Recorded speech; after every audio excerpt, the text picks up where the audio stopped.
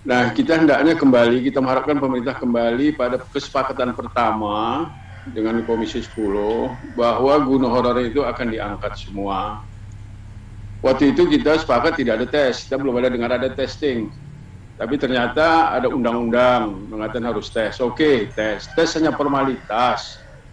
Ya kita nggak tahu sampai seribet begini sampai sekarang ini sudah merusak perjanjian kebersamaan kita awal bahwa tes itu hanya memenuhi undang-undang dan mereka dihitunglah pengabdian mereka yang sudah belasan tahun ya dengan honor 200.000 ya, jauh dari rumahnya, sekolahnya. Itulah harapan kita, penghargaan dari pemerintah. Waktu itu disebutkan 1 juta guru honorer akan diangkat. Ternyata yang mendaftar 570 orang begitu ya. Nah, kita harapkan ini semuanya sudah diangkat. Panja ini akan bertugas sampai insya Allah 3 bulan ke depan, Ibu ya. 3 bulan ke depan. Karena masih ada gelombang ketiga ini. Nah, gelombang ketiga ini menjadi katakanlah menjadi semacam polemik, mau diadakan atau tidak diadakan. Karena gelombang 1, gelombang kedua kita lihat masih ada catatan-catatan yang mungkin belum jalan sampai sekarang, SK belum keluar, penggajian belum bisa diberikan, atau kalau kata Pak Jeffrey tadi, penetapannya telat, APBD sudah diketok baru muncul ya, jadi artinya ini banyak yang harus kita perbaiki. Nah, di gelombang ketiga banyak kawan-kawan guru ini yang mengatakan apakah nanti mereka harus bersaing dengan guru dari luar. Ini juga jadi pertanyaan. Oleh karena itu nanti saya akan balik bertanya kepada bapak-bapak semua, apakah gelombang 3 ini perlu dilaksanakan segera atau tunggu dulu sampai kita membenahi yang gelombang 1 dan gelombang kedua. Itu menjadi hal yang mesti kita sampaikan nanti kepada pemerintah. Berikutnya ternyata masalah soal guru ini ada juga yang muncul baru. Kebetulan kemarin saya baru menerima ini masalah dosen tetap non PNS, Pak. Ini muncul baru ini. Minta di P3-kan juga. Karena mereka sudah mengajar dan sudah menjadi dosen tetap di perguruan tinggi negeri loh, Pak. Mungkin saya tidak tahu di Kupang ada atau tidak perguruan tinggi, mungkin di Lampung juga. Banyak yang dulu penerimaan dosen menjadi dosen tetap karena faktor akreditasi, tetapi non PNS. Dan sekarang kawan-kawan kita, saudara-saudara ini mengatakan, kok kami tidak punya hak P3K. Nah, ini nanti akan jadi masalah baru, tentunya di daerah bapak-bapak juga untuk kita pantau. Jadi bukan hanya guru saja. Berikutnya, saya berharap bahwa panja ini nanti merupakan satu langkah solusi kepada pemerintah dan juga kepada para guru yang saat ini sedang menunggu-nunggu. Mudah-mudahan segera ada sosialisasi yang konkret antara pemerintah, dalam hal ini Kemenpan RB, Kemenkeu, Kementerian Pendidikan, dan ada lagi Kementerian Agama, karena konteksnya nanti ada guru-guru agama, kepada daerah. Saya harus bertanya kepada bapak-bapak semua yang ada di sini nanti, apakah sosialisasi mengenai penggunaan DAU dan juga sosialisasi tentang bagaimana tata cara mengajukan ini sudah ada belum kepada daerah? Kalau belum ada, tentunya saya bisa memahami bagaimana sulitnya bapak-bapak sebagai pimpinan daerah dalam menerima program-program dari pusat. Jadi itulah 3 hal itu pertanyaan, karena kami berharap bahwa panja ini bisa memberikan rekomendasi-rekomendasi kepada pemerintah apa yang harus dilakukan supaya semua kebijakan terkoordinasi dengan baik. Mungkin itu catatan dari kami. Selanjutnya Ibu Ketua, mungkin Mas Yoyo yang secara virtual akan menyampaikan pendapatnya. Menjadi kenyataan. Nah, sebelum kita membuat kesimpulan, tentu saya berharap ada tanggapan atas pertanyaan dari teman-teman tadi. Apakah ada yang ingin menyampaikan sesuatu sebelum kita membuat kesimpulan? Oke, saya. Ada 2 yang memencet bel dan bersama-sama, atau mungkin di kalah senior ya, Pak ya, senior dulu ya Pak ya. Silakan Pak Jeffrey. Ya, terima kasih banyak Ibu Pimpinan, Bapak Dede yang sangat saya hormati juga. Saya singkat saja Bu. Yang pertama, saya berterima kasih banyak kepada Komisi 10, khususnya Panja ini, untuk dalam tanda petik menekan pemerintah, supaya pemerintah hati-hati dan juga jangan sampai memberikan PAP karena berdampak kepada kami pemerintah daerah. Karena apa?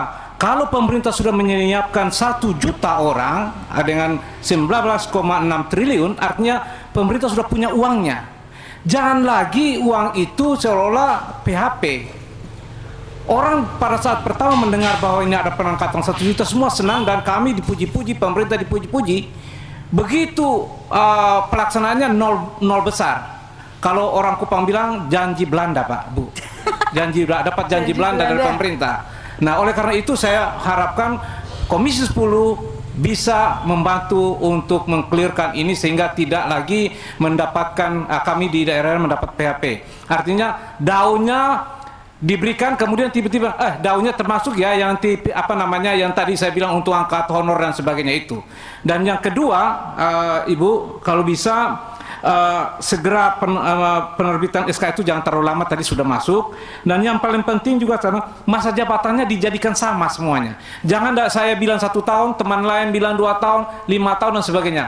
Mungkin Komisi 10 yang memutuskan nanti usulkan satu bahasa semua, sehingga semua daerah itu sama pengangkatannya itu. Jangan lagi dibebankan kepada kami suruh milih. Nanti saya senang, saya milih 1 tahun atau 2 tahun, ada kabupaten lain 5 tahun dan sebagainya. Itu yang kedua. Dan yang ketiga lagi, mohon kalau bisa honorer yang 35 tahun itu otomatis, Bu. Otomatis itu nggak usah lagi pakai tes. Karena orang sudah berjuang, bekerja luar biasa bertahun-tahun sampai umurnya sudah sampai tua. Tiba-tiba kita abaikan mereka. Ini tolong diperhatikan sungguh-sungguh. Jadi itu yang berikutnya. Kemudian yang paling terakhir saya harapkan, mudah-mudahan tadi disampaikan, udahlah kalau punya 1 juta yang lamar itu nggak nyampe 1 juta, angkat aja semua. Kalau enggak, udah serahkan kepada kami pimpinan daerah yang paling tahu, orang-orang sudah berjuang, orang sudah bekerja dan umurnya sudah tua, supaya kita usulkan saja supaya mereka itu tanpa tes. Itulah Ibu secara singkat. Terima kasih. Wassalamualaikum warahmatullahi wabarakatuh. Waalaikumsalam. Terima kasih Pak Jeffrey. Selanjutnya Pak Kiai, silakan. Terima kasih. Pertama, apa yang disampaikan oleh Wakil Ketua Panja Pak DJ terkait dengan dilanjutkan yang tahap ketiga ini, saya lebih melihat terhadap konsistensi pemerintah terkait dengan anggarannya. Itu pertama dulu. Kalau enggak, maka kami akan mendapatkan beban bertubi-tubi tiap tahun. Nomor 2, saya melihat afirmasi itu adalah harus nuwun sewu digenahno dhisik. Jadi afirmasi terhadap disabilitas, kemudian usia, dan di situ lamanya mengabdi, itu harus dikelirkan dulu. Karena yang ketiga ini juga nanti akan terjadi masalah lagi gitu. Jadi kami mohon kepada Ibu ini juga merespon terhadap apa yang disampaikan Pak DJ, itu adalah respon kami. Kedua, mohon Pak Dirjen GTK, saya lupa kapan beliau juga menyampaikan, mungkin pada waktu Maret kemarin di sini, bahwa dari yang disiapkan pemerintah hanya 17%, sekian. Itu yang jadi seakan-akan menyalahkan pemerintah daerah. Betul. Tidak memenuhi formasi itu, kuotanya. Padahal kuota di kami itu adalah sudah terus, dan kami siap juga, tinggal 800 sekian, 600 sekian itu adalah juga siap di tahap ketiga ini. Artinya kuota itu kita habiskan, asalkan tadi itu APBN-nya jelas. Ya. Kemudian terkait dengan usulan kami kok belum tercover kayaknya Bu Ketua, terkait beasiswa guru-guru PAUD. PAUD. PAUD. Oh, beasiswa ya. Iya. Tambah. Kemudian dampak dari P3K ini, guru, maksud saya lembaga swasta itu semakin melemah, semakin menurun grade-nya, artinya kualitasnya, karena guru-guru pilihannya itu masuk semua ke P3K ini. Ini mayoritas, lebih 200 barangkali kalau tidak salah di Pasuruan. Ini menjadi nun sewu, curhatan dari kepala lembaga masing-masing. Jadi ini mohon ada solusi, mohon dikaji, karena saya lupa pasalnya di dalam Undang-Undang Sisdiknas bab peran masyarakat. Ini ada kewajiban pemerintah untuk, kalau dulu bahasanya bisa membantu, tapi begitu diajukan judicial review ke MK, bisa itu diganti dengan apakah wajib, saya lupa itu waktu itu. Ini adalah harus membantu eksistensi daripada sekolah atau madrasah yang swasta itu. Terima kasih pimpinan. Matur nuwun Pak Kiai Haji Abdul Mujib Imron. Selanjutnya Pak Bupati Wonogiri dulu, baru Pak Sekda. Terima kasih pimpinan, izin menyampaikan apa yang menjadi pertimbangan kami di daerah berkaitan dengan formasi GTT di wilayah kami. Saya mencoba untuk menyampaikan bahwa program GTT ini berangkat dari sebuah semangat yang sama, memberikan penghormatan kepada guru tidak tetap yang telah menunjukkan dedikasi keikhlasannya dengan mengabdi, memberikan kontribusi yang cukup luar biasa kepada dunia pendidikan. Data di kami masih mempunyai beban 621 dengan kualifikasi lulus passing grade P1, P2, dan P3 dan dinyatakan tidak lulus 404. Maka mohon kondisi ini dijadikan sebuah pertimbangan khusus. Kebijakan-kebijakan khusus yang harus segera dilakukan agar ada sebuah kepastian. Jangan sampai di daerah nanti timbul suasana kebatinan yang tidak nyaman, ada upaya-upaya diskriminasi dan aspek-aspek lain, dan ini menyebabkan sebuah kondisi sosial kultur yang berdampak kurang baik terhadap tata kelola pemerintahan kami. Itu yang pertama.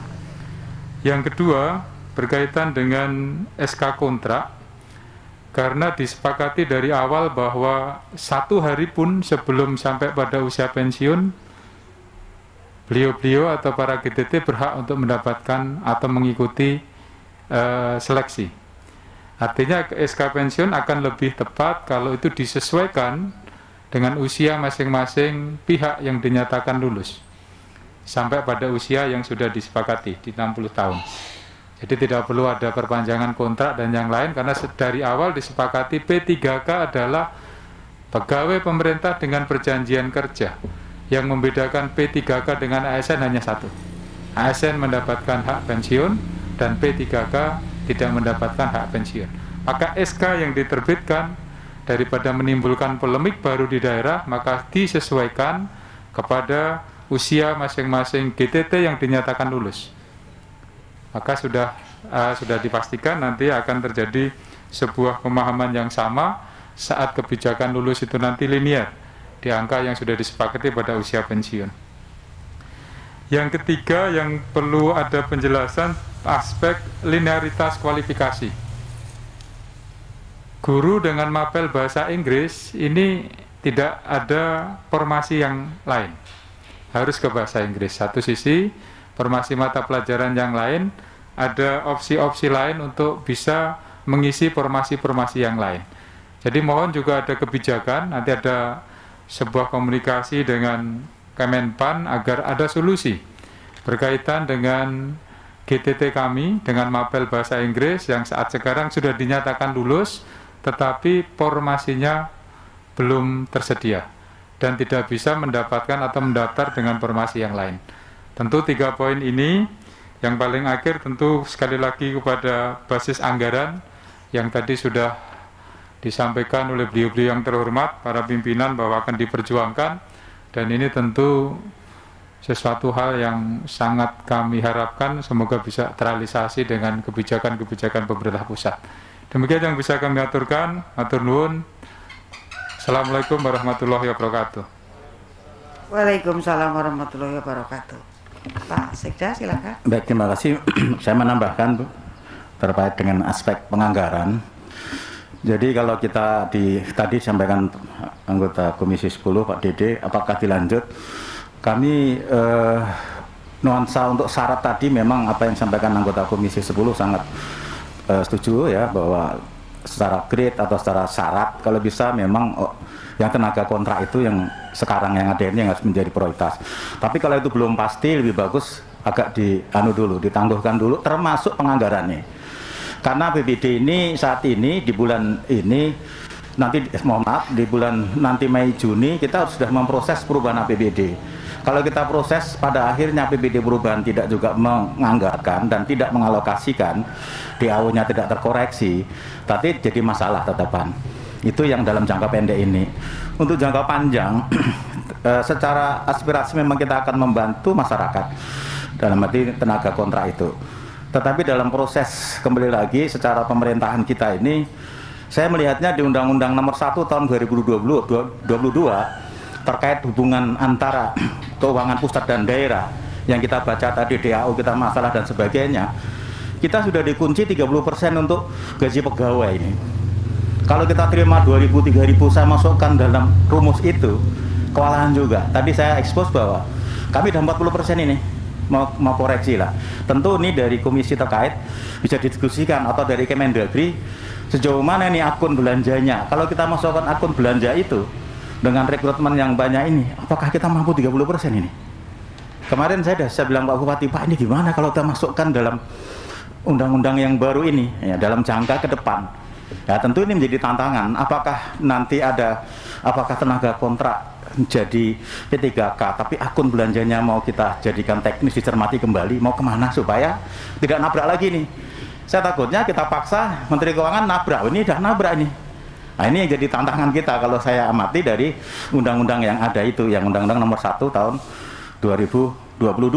Saya melihatnya di pasal 146, saya bolak-balik, aduh ini gimana nanti ke depannya. Nah ini yang tentu menjadi catatan nanti dari Panja.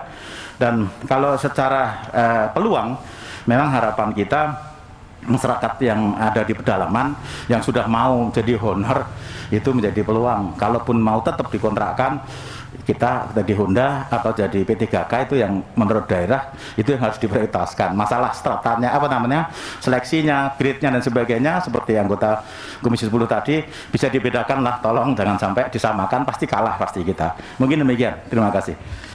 Terima kasih Pak Sekda. Selanjutnya Pak Bupati Lampung mau menyampaikan sesuatu. Kalau saya singkat saja karena mungkin juga udah mau maghrib belum sholat ini. Satu saja harapan kalau kita hitung-hitungan, kalau PNS dulu, PNS itu kan mengikuti. Artinya begitu seleksi, ini Undang-Undang ASN nomor 5 2014 kan ASN ada 2, PNS sama P3K. Kalau PNS nggak ada masalah. Maksudnya kalau memang artinya bebankan benar pusat, ini berapa? Formasi 10 apa 100, nah berapa do-nya kan bisa dihitung mengikutkan ke daerah, jadi nggak ada kebebanan untuk di daerah. Karena itu mohon arahan supaya artinya benar-benar DAO itu bisa mengikuti untuk formasi yang guru yang notabene dia 1 juta guru itu, sehingga semua siap artinya bisa melaksanakan dan menerima rekrutmen itu sehingga tidak ada permasalahan di daerah. Terima kasih.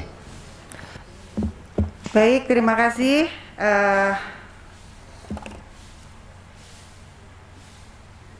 Mungkin keputusan dan kesimpulannya tidak perlu kita bacakan ya Pak Dede ya.